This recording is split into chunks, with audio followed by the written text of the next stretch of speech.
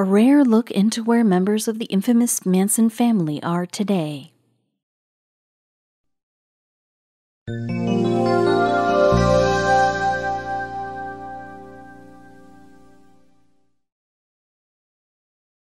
Murder, orgies, deceit, depravity. These 4 words are never associated with family. However, the infamous Charles Manson changed all that when he formed his Manson Family cult in the 1960s. Although he never personally engaged in violence, he brainwashed several of his followers into committing 9 homicides. Though the family eventually ended up behind bars, not all of them lived out their days in lockup. Big Patty, Yellow, Marnie Reeves, and Mary Ann Scott, Patricia, a perpetrator of the Tate LaBianca murders, went by a handful of nicknames. For whatever reason, many members simply referred to her as Katie. She holds an interesting world record. Krenwinkel is actually still alive and still behind bars. She holds the record, although not one she's proud of, as the longest-serving inmate throughout the state of California. She applied for parole in 2017 but was denied. Because he murdered movie stuntman Donald Shea, Grogan spent 15 years behind bars. Police never found the body, which the defense attorney used as an excuse to get Grogan off. However, the jury still convicted him. Though some would probably say 15 years wasn't enough, the reason Grogan only spent a decade and a half in prison was because he eventually did tell the police where the body was. Today, he's a musician in Northern California. Although Fromm was also not a part of the most infamous killings, she was sentenced to life in prison for attempting to assassinate then-President Gerald Ford on Manson's behalf. But she actually escaped in 1987 to see Manson. She was caught again soon after her successful flight and remained locked up until 2009, when her parole was granted. She now lives in upstate New York trying to love the rest of her life with a squeaky clean conscience. Today, Tex is incarcerated in San Diego's Richard J. Donovan Correctional Facility for his role in the homicides. He attempted, but was denied, parole 17 times. However, behind bars, he's made big changes to his life. He founded a born-again Christian website called Abounding Love, which helps those who want to repent for their wrongdoings and devote their lives to God. It contains literature about his crimes and eventual remorse. Atkins was one of the most prevalent members of the Manson family, as she participated in 8 of the 9 grisly murders the members committed. After police caught her, she was sentenced to death, but soon the terms changed. The state of California invalidated death sentences prior to 1972, so her sentence was changed to life imprisonment. She remained behind bars until she died of brain cancer in 2009. Although Kasabian spent a lot of time with the Manson family, she actually parted ways with them after overhearing members talking about the murders, which she wanted no part of. Linda made another key decision. She was one of the most important witnesses in the trial against Charles Manson, and after testifying she was allowed to go free. She now lives an elusive life in a trailer park. Unlike most members of the Manson family, Beausoleil was not convicted of the murder of actress Sharon Tate, but that was only because he was already locked up for the murder of Gary Hinman.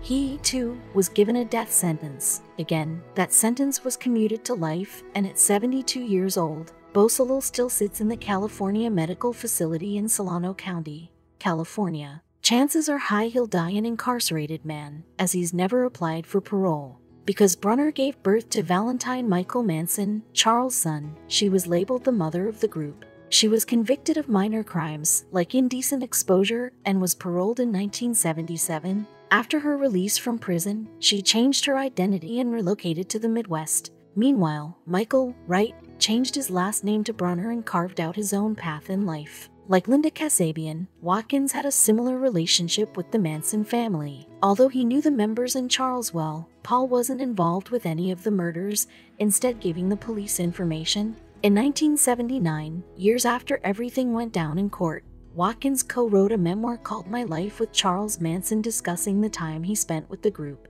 In 1990, he died of leukemia. While Shea wasn't pinned with any of the homicides the Manson family committed, police nabbed her for lesser crimes. She was part of a group that robbed a store of 150 loaded firearms. After spending 4 years in prison, she became a born-again Christian and actually spoke well about her incarcerated friends. She said, "They're just not the same people they were when they were 20 and 18 at all." Van Houten was only 19 years old when she was convicted of killing victims Lino and Rosemary LaBianca. Even though she was so young, the judge sentenced her to life in prison. Now 69 years old, Van Houten still sits in prison, and it's likely she'll never get out. She fought for parole on 19 different occasions, but each application was denied. On July 23, 2020, she was recommended for parole a fourth time. He was head honcho of the whole Manson operation, although he never laid a finger on any of the murder victims. He was given life without parole, and in 2017 succumbed to a heart attack and died. While Charles Manson may be a name that infamously lives on, he didn't just gain his followers overnight.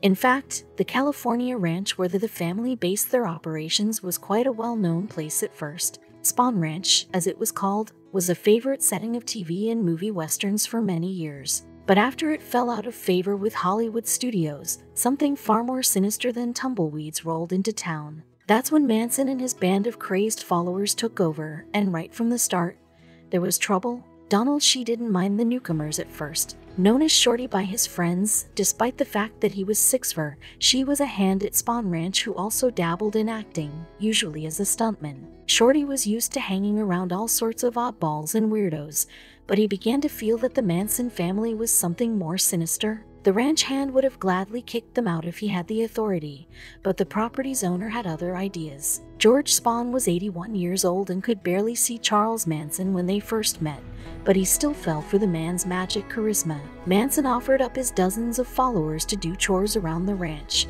and even sent a girl to visit George's bedroom from time to time. How, Shorty wondered, had it come to this? Just a few years prior, big stars and high-powered directors passed through the ranch on a daily basis. Its 500 acres of quaint wooden buildings and rugged hills made it ideal for Western productions. George Spawn bought it in 1953, and as it became more of a showbiz hotspot, he expanded it to be a tourist destination as well. Hit television shows like The Long Ranger and Bonanza filmed there regularly, and the ranch staff gave tours and horseback riding lessons to excited guests. Spawn's little kingdom made a tidy profit year after year, but when the 1960s rolled around, all that money dried up at once. Not only were westerns falling out of favor, but the property itself was decaying. One of the last projects to film at Spawn was the horror movie The Creeping Terror, but a much scarier scene would arrive in 1968 with the Manson family. They took over Spawn Ranch in a way that didn't sit well with Shorty. Susan Sadie Atkins identified the largely vacant ranch as a perfect communal home. Many of them had been living with Beach Boys drummer Dennis Wilson, but they got the boot after the musician moved. Spawn's residents kept them out of the public eye, and its connections to show business were particularly alluring given that Manson aspired to become a world-famous musician. Chasing away the few tourists who still wanted to visit, Manson isolated his followers from the outside world. Living under communal rules, these free spirits were strong-armed into participating in orgies and indulging in mind-altering substances. Manson scholar James Buddy Day said, "There were no books, clocks, or calendars. They became increasingly reliant on each other, which enabled their eventual feelings of paranoia and fear, and the hippies showed that they were no peace-loving folk." The family often flirted with the idea of violence, channeling the energy of the Hollywood productions that once shot on the ranch. They'd pretend to be cowboys, or Indians, or pirates for a day at a time. That was harmless enough, but Shorty soon noticed that the hippies were also carrying out drug deals on the property. They also became increasingly hostile toward outsiders. The first real sign of trouble came when Shorty, still trying to keep the peace at the time, introduced the Spawn crew to his new bride, Magdalene Stokes. For Manson, that was a major problem, because Magdalene was black. His views on race relations were less than typical. Manson believed that the United States was headed for a massive race war called Helter Skelter, after the Beatles song, and he acted as if bringing Magdalene to the ranch was like inviting an enemy agent into their midst. Shorty couldn't believe it. He'd heard Charles go off on bizarre political tirades before, but to verbally harass his new spouse was unforgivable. The confrontation simmered down after both parties exchanged harsh words. Shorty would have complained to his boss, but the Manson family had practically become the old man's caretakers. Lynette Squeaky Fromm, who later attempted to assassinate Gerald Ford, was charged with caring for George Spawn, in addition to entertaining him from time to time.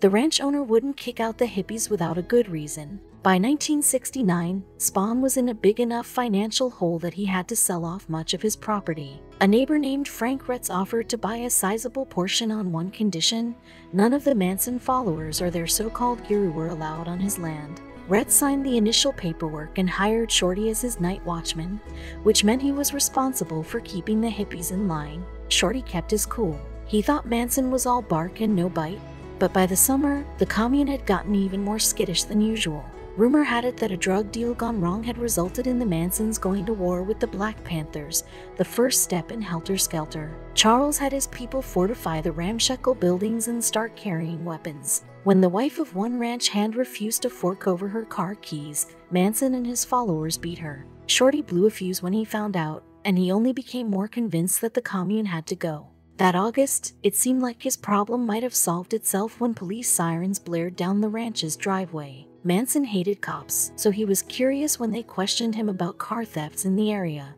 Things only got worse when the police returned shortly thereafter to bust Charlie for possession of marijuana. A short prison stint might have saved a number of lives, but a technicality put the cult leader back out on the street a couple days later. The morning of August 26, Manson gave his lackeys, Clem, Grogan, and Bruce Davis, very clear instructions. They then asked Shorty for a lift into town so they could visit a mechanic's shop. He agreed. Perhaps the hippies were finally getting ready to clear out of the ranch. Shorty didn't come home that night. If he'd known about the heinous deeds that the Manson followers had committed in the previous weeks, Shorty never would have gotten into the car with those two men. In July, the hippies broke into the home of Gary Hinman, a musical virtuoso and good friend of Charles. Believing he had a vast inheritance stashed away, they stabbed him to death, trashed his home, and framed the Black Panthers for the deed. That was only the beginning. Though it's doubtful he recognized Manson as the mastermind, Shorty had certainly heard of the murders on CeeLo and Waverly Drives that August. It wasn't just that movie star Sharon Tate was among the 7 victims. The killings themselves were brutal. The murderers stuck silverware into the corpses and scrawled messages across the walls in blood. For weeks, investigators had no clue who carried out these grisly murders, which only made them more of a media sensation. One Manson devotee, Bobby Beausoleil, had been apprehended for the death of Gary Hinman, but police didn't believe that any of these crimes were linked at the time. And they never heard about Shorty's disappearance either. Neither George Spahn nor Frank Retz realized the ranch hand was missing, and none of the Manson family ever mentioned it. They were preparing to mobilize for the next stage of their apocalyptic race war and fled Spahn Ranch. Though through sheer chance, they were finally connected to the high-profile murders. It wasn't just the lurid details of the Manson group's crimes. The trial itself was a spectacle. Even after Linda Kasabian flipped on the other followers in exchange for immunity, Manson stirred up trouble. He had his people give out conflicting information under oath. He claimed to be the devil and tried to attack the judge at one point. Then accusations emerged that Manson had killed even more innocents. Shorty's wife Magdalene, though separated from him at the time, grew worried when her husband disappeared. A few Manson stragglers at Spahn Ranch said he'd gone to San Francisco, but that didn't add up. Magdalene contacted the police. When they'd learned of Manson's vendetta against Shorty, the ranch hand became a key figure in another trial in 1971. Grogan and Davis clearly never made it to the auto shop with Shorty, so they spilled the beans. Manson wanted them to get the watchman to pull over at a remote section of the ranch. There, they would bash him in the head with a pipe wrench. But that plan didn't go as expected. The blow only dazed him. Manson and Tex Watson soon showed up, and the 4 men ganged up on the half-conscious Shorty. They repeatedly slashed at him with knives. Davis stuck him with a bayonet. Manson also wanted to cut off his head, but his followers pointed out that their victim was already dead.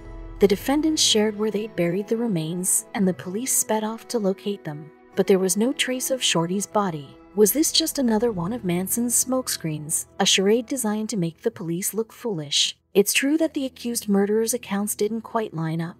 Rumors persisted that Shorty had been cut into 9 separate pieces and scattered across To make matters worse, plenty of evidence had been destroyed. In 1970, a fire swept through Spahn Ranch and took down every building. George Spahn clung to life for a few more years before passing in 1975. He never learned what happened to his loyal ranch hand, but the ultimate truth would make itself known soon enough. In 1977, Grogan provided instigators with a detailed map of where they'd killed and buried Shorty.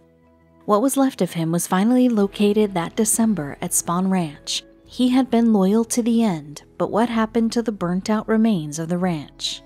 Today, it's nothing. Various business ventures, including a tourist center and Christian daycare, attempted to develop the land, but those efforts fell through. The state eventually took ownership of the former Spawn Ranch. You can actually visit the site. The land has been incorporated into Santa Susana Pass State Historic Park. Hikers can enjoy the fresh air and stunning mountain views, but there is no trace of the violence and lunacy that took place there decades earlier. Perhaps Shorty has finally found peace. Only a few bits of graffiti hint that the Manson legend lives on.